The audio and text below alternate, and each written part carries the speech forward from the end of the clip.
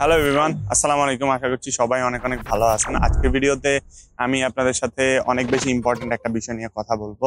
সেটা হচ্ছে, আপনারা যারা অস্ট্রেলিয়া আসার পরে চিন্তা করেন যে আপনারা ইনস্টিটিউশনে মুভ করবেন, আপনারা ভাবেন যে ইনস্টিটিউশনে মুভ করা কি অনেক ইজি কিনা বা অনেক কঠিন কিনা। অনেকে হয়তো চিন্তা করেন ইনস্টিটিউশনে মুভ করা অনেক বেশি ডিফিকাল্ট, বা অনেকে হয়তো চিন্তা করেন যে ইনস্টিটিউশনে মুভ করলে আপনার ভিসা ক্যান্সেল হয়ে যাবে।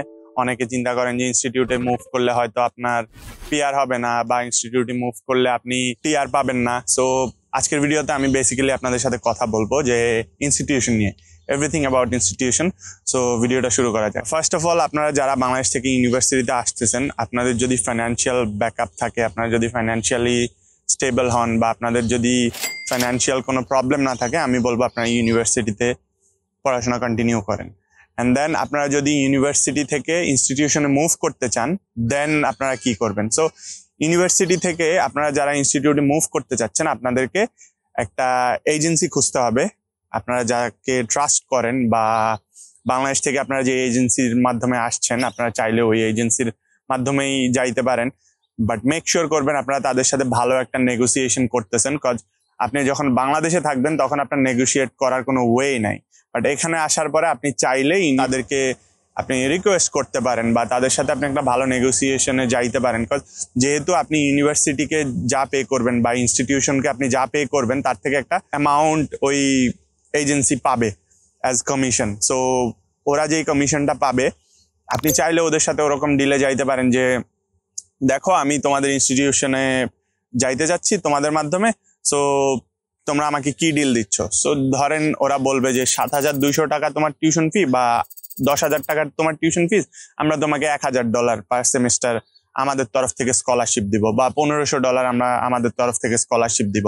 সো এটা যদি ওরা এভাবে বলে যে হ্যাঁ আমরা তোমাকে $1,000 বা $1,500 স্কলারশিপ দিব, দেন আপনার জন্য ভালো ডিল। আপনি $10,000 টিউশন ফিজ, আপনার যখন 1,500 টাকা কমে যাবে, আপনি 8,500 টাকায় পাচ্ছেন, তাই না?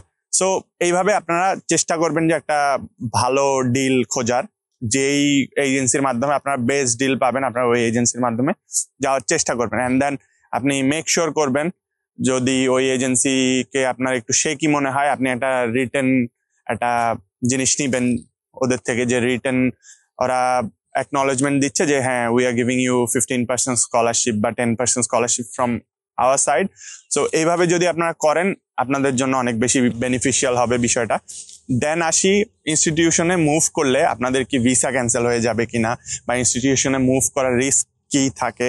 সো ফার্স্ট অফ অল, আপনাদের ভিসা কন্ডিশনে লেখা আছে যে একুএফ লেভেল মেনটেন করতে হবে। একুএফ লেভেল হচ্ছে অস্ট্রেলিয়ান কোয়ালিফিকেশন ফ্রেমওয়ার্ক।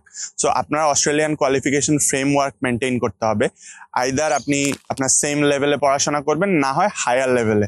সো আপনি ধরেন, আমি ধরে নিলাম আপনি ব্যাচেলার কোর্সে আসছেন, তো আপনার একুএফ লেভেল হচ্ছে 7, ব্যাচেলার একুএফ লেভেল 7। আপনি ডাউনগ্রেড করতে পারবেন না, লাইক আপনি ডিপ্লোমা পড়তে পারবেন না, বা আদার্স বগিচুগি ওইসব কোর্স আপনি পড়তে পারবেন না আপনার মেইন কোর্স বাদ দিয়ে।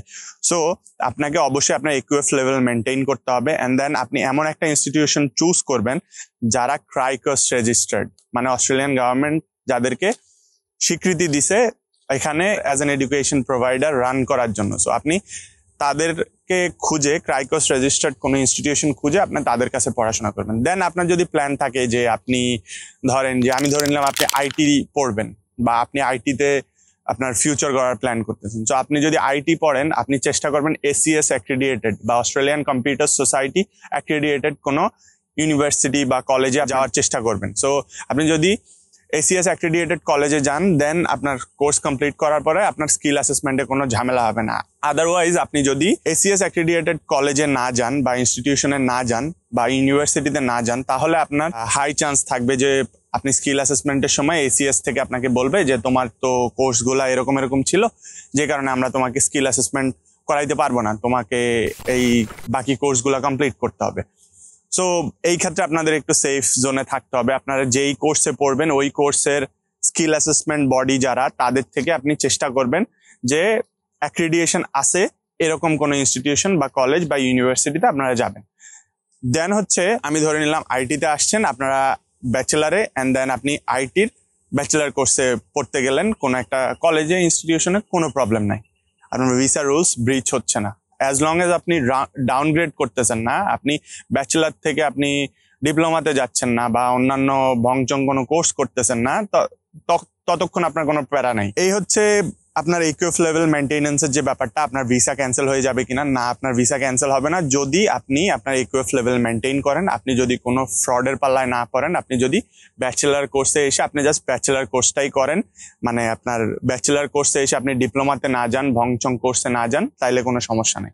আপনি আপনার প্রিন্সিপাল কোর্সটা ঠিক রাখতে হবে। দেন আপনার যদি মন চায় আপনি একটা কোর্স করতে চান আপনার বেটারমেন্টের জন্য, that's a different case. But আপনার ব্যাচেলার কোর্সে আসছেন, আপনি অবশ্যই আপনার ওই ইকুএফ লেভেল মেনটেন করে একটা কোর্স কমপ্লিট করতে হবে বা ওই কোর্সটা কন্টিনিউ করতে হবে to keep your visa alive. Otherwise আপনার ভিসা শেষ, সো আপনাকে দেশে চলে যেতে হবে। আপনারা যারা ইনস্টিটিউটে মুভ করতে চান আপনারা এই জিনিসগুলা খেয়াল রাখবেন, তাহলে আপনাদের নিজেদের ফিউচার বা আপনাদের নিজেদের ভিসা রিস্কে পড়বে না। আর আরেকটা বিষয় হচ্ছে যে আপনারা অবশ্যই চেষ্টা করবেন আপনাদের এজেন্সি বা যে এজেন্টের মাধ্যমে আপনারা চেঞ্জ করতেছেন তাদের সাথে আপনি একটা ভালো ডিলে যাচ্ছেন, তাহলে আপনার ওভারঅল আপনার ইউনিভার্সিটি বা ইনস্টিটিউশনে আপনার ভালো একটা টাকায় আপনি পড়তে পারবেন বা রিজনেবল প্রাইসে আপনি পড়তে পারবেন। বিকজ ইউনিভার্সিটি আপনার থেকে যেই টাকা নেয় তার থেকে একটা ভালো অ্যামাউন্ট এজেন্সিগুলো পায়, সো তাদের আপনাকে ওই অল্প অ্যামাউন্ট দিতে কোনো প্রবলেম নেই।